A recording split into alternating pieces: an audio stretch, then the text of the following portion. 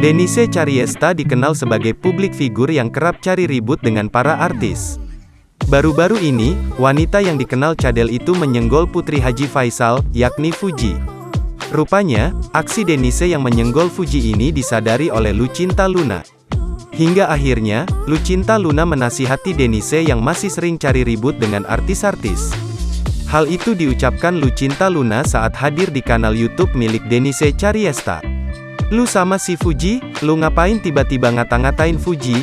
ujar Lucinta Luna dikutip tribunstyle.com, Sabtu, tanggal 23 April tahun 2022.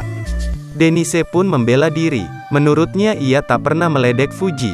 Dia hanya kesal dengan para penggemar Fuji yang senang membanding-bandingkan kecantikan dirinya dengan Fuji. Mereka tanya, "Lebih cantik siapa?" "Ya gue jawab, aku dong. Gue mah lebih cakep, tinggi, dan kaya," ucap selebgram 29 tahun tersebut.